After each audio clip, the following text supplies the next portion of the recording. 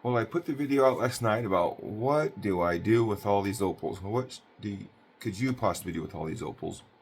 And I realized that I forgot one of the most important points I wanted to make, and that is the market.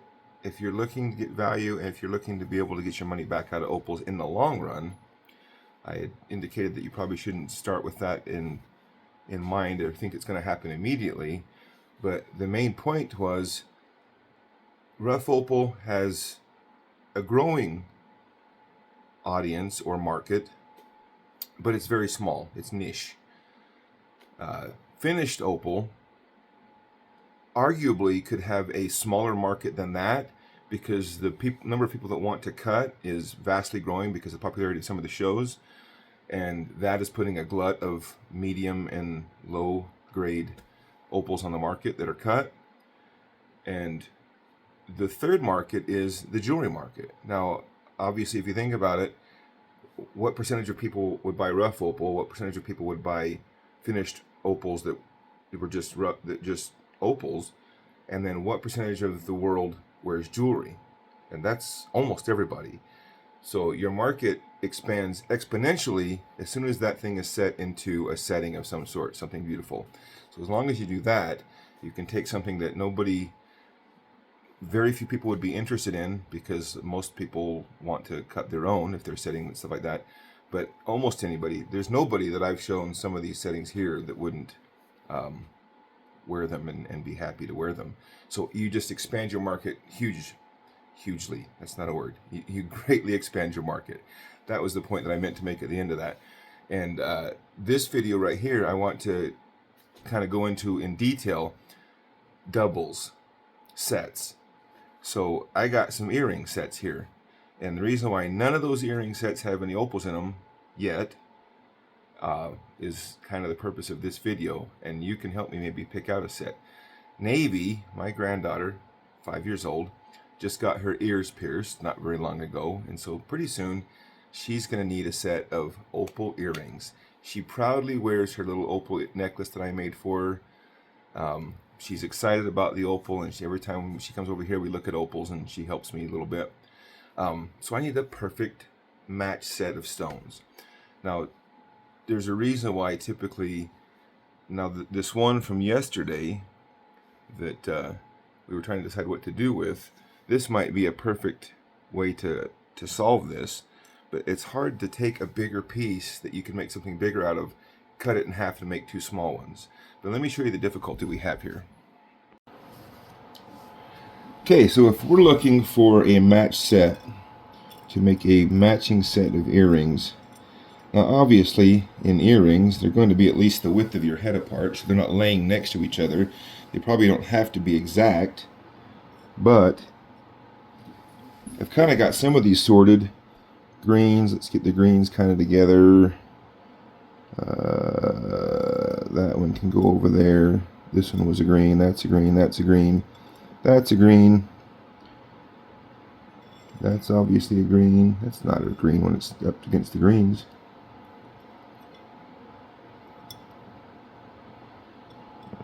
Okay.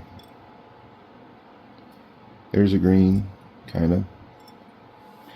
So do you see any there that stand out to you that could possibly be a match set? If we pick amongst the greens. Sorry, don't get seasick. Come on. There we go. Now we got a couple of these that actually look pretty close. Let's say, would you say those two right there are probably the closest two to a pair? But if we take them out,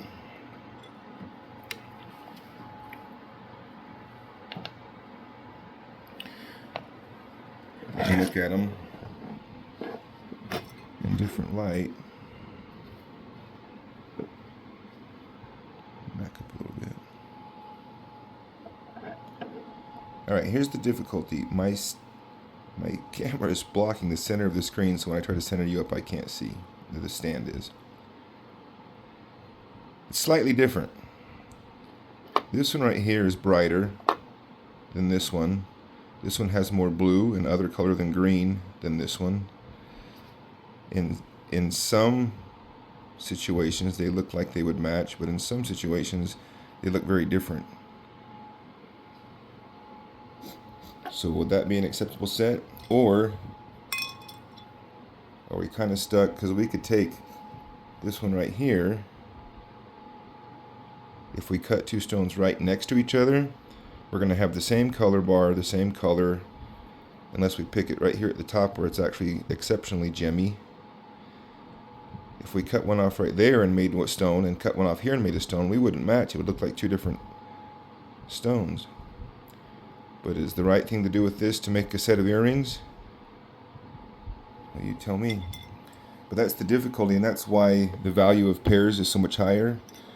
Because finding a set for a set of earrings that match perfectly, there's another green, is more difficult than you'd think. Like I picked out, let's see, I picked out these two right here, thinking they would work. There's another round here someplace.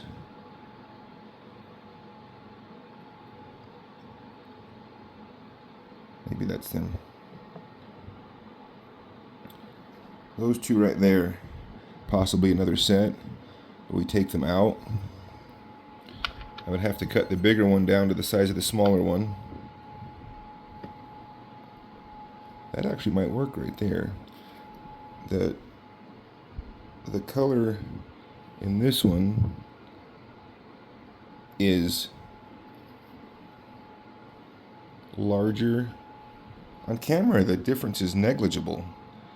But in person, I think you can see the color is not quite the same. This one's a little bit more gemmy and crystally than this one. This one's got a little bit more cloud. This one in real life's actually got bigger pips, bigger little color bursts than this one.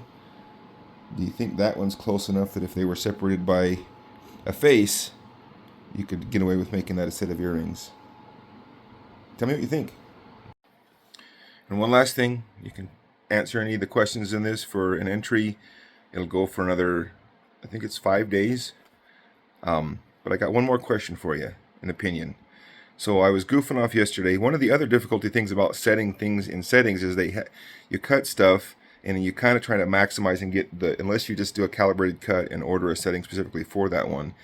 If you order some and you have some settings of certain sizes and then you cut the stone, you only get what you get from the stone. And so you may end up something that's too big, too little for what you got. This one, I was trying to decide whether or not I wanted to cut that one down to fit around so it would be similar to that one right there. And so I stuck that there. It was in the video last night. I was wondering if somebody would comment on the oval in the round setting. But it's kind of growing on me. I had it up and down in the video, and I didn't like that. But I set it in there kind of to figure out if it was going to fit. And I think, so here's what I think. It obviously, it's what's the right word? Distracting, because you got an oval and a round. But part of it's not a bad thing. An oval and a round is going to catch your eye. And that's kind of the whole purpose of trying to put the brightest stone you can in the setting and the biggest one you can into your pendant, is because if it doesn't catch your eye, what's the point? An oval and a round, it might catch your eye in the wrong way, or it might catch your eye in the right way. Tell me what you think. Can you get away with an oval in the round?